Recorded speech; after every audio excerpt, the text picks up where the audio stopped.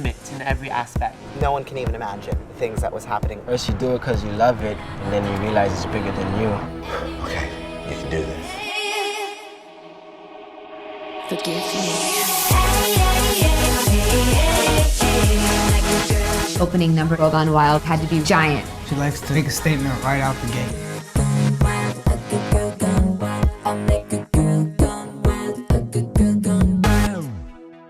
Madonna's an artist. She chooses artists. She doesn't choose dancers that just spit out choreography. Most tours want dancers to support the artist, but she really chooses people that have individual star quality. It started all in that workshop. She saw this in you, she saw this in him, and kind of pulled our powers together. Most of the dancers are completely different in so many different styles that having dancers and being able to develop the numbers on the dancers, you can take their strengths from them and and build on it.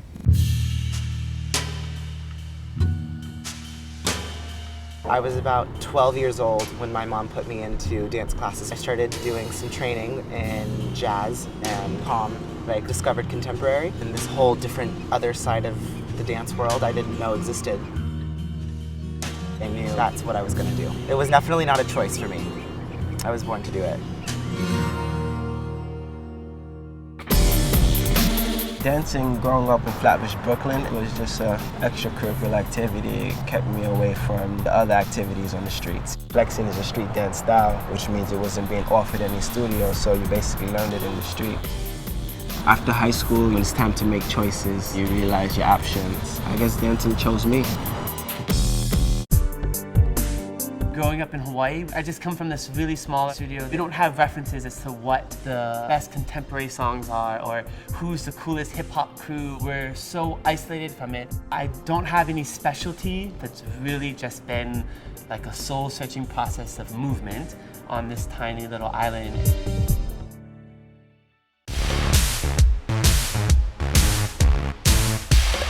For me, dance was not a career. Got up, you went to work, and you made your money, you got your check, and you went home. And then everything else was recreational. While I was working, a friend of mine said, you need to come dance at Broadway Dance Center. From there, it was a wrap. I was like, okay, I don't think I want to go back to my job anymore. Didn't know how hard that was going to be. I had people tell me I was too tall, too skinny, but I just knew I have to perform because being on stage, there was no other place where I was happier. The workshop was a great opportunity for her to try out some ideas she had. She had Darrell go and play with the song Girl Gone Wild. I went into the other room and I had Chaz and Pono next to me and I was like, okay, here we go. We just banged it out until like 2 or 3 in the morning. What she tries to bring out of people is if you're going to choreograph something, it has to have meaning. What is the story you're trying to tell behind your work? I thought I was gonna actually fail at choreographing, so it made me really dig deeper in myself to really come up with a total package and a total vision. And the next thing you know, she came in and they were like, okay, we need to see the Girls Gone Wild stuff. And they called us up and... It's so hypnotic, the way you pulls on me, it's like the pulse of gravity right up. They gave me the call and they said, they want you to choreograph. And I kept my composure on the phone. I was like, oh my goodness, that would be amazing. Hung up the phone, started screaming, running around my apartment, called my mom. Girl Gone Wild was a number that woke you up. It was a number that got you thinking right off the bat. It's not subtle at all, and she loves that.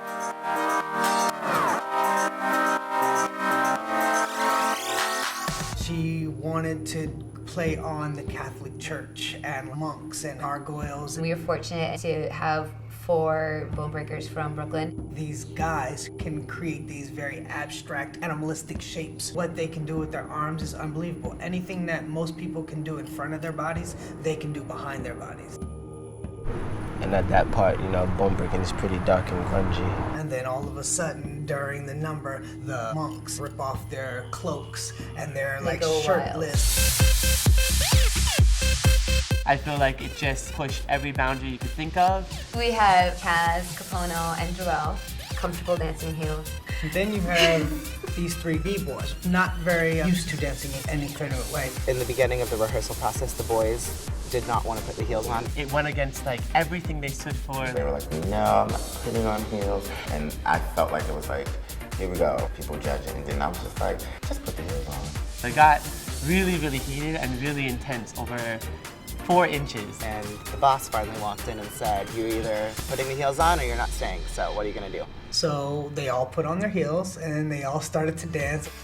You don't have to be bound by the status quo. You can be different. Those gentlemen, to me, have now become my favorite male dancers. B-boys in heels and still looking masculine. That's the dopest thing I think I've ever seen in my life. There was a big message behind Girl Gone Wild, I think, for her. She spoke for freedom, for people to get to do whatever they want to do. So it definitely set the mood for the show. One thing that she's always said Yeah. for as long as I've ever known her is that she's been put into a position where she's been given a voice, and it would be giving up if she didn't Stand up for use it people. and stand up for people. Most countries we went to, there was things said. The place where I felt like the severity of it, though, was in Russia. Was in St. Petersburg and Moscow, because the U.S. Embassy actually issued a statement saying if you're working on the MDNA show or if you're going to it, you should fear for your safety. Like, are you kidding me? Like it sounded so bizarre to us coming from the States. There was some concern for sure. I mean, we're in St. Petersburg where it's illegal for men to have heels on. As we're walking from our tour bus into the venue, you know, there's police outside. Many people got arrested for dressing up the way they wanted to dress. It was, what are they gonna do? Are they gonna like this? Is someone gonna throw something at me? Like, we had no idea what was gonna happen. By the time we got ready to go on that stage, we were all ready for war. It honestly turned out to be one of our best shows. I was dancing harder than I'd ever danced, ever.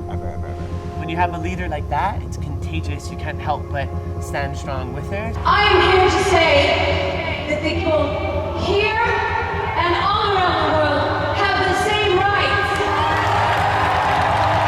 The same rights to be treated with dignity, with respect, with tolerance, with compassion, with love. Madonna's a true freedom fighter, and she truly practices freedom of speech. It might be controversial, but a lot of people appreciate it. It was actually more empowering to do the numbers in heels than ever. The fact that she had a message and we got to carry it across with her was really powerful. I can definitely say it changed me in so many ways. There's so much more I want to do with my art now.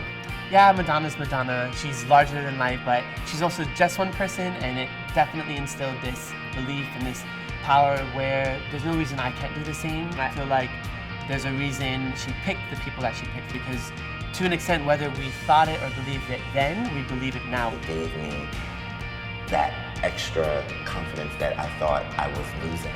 Never, ever, ever not be yourself. After doing that job and going through experiences and learning what I learned, I feel like I can handle anything at this point. We can touch you and get you to understand what we feel with the music through dance. You realize how many people you inspired and reach. Just continue to want to inspire and reach people.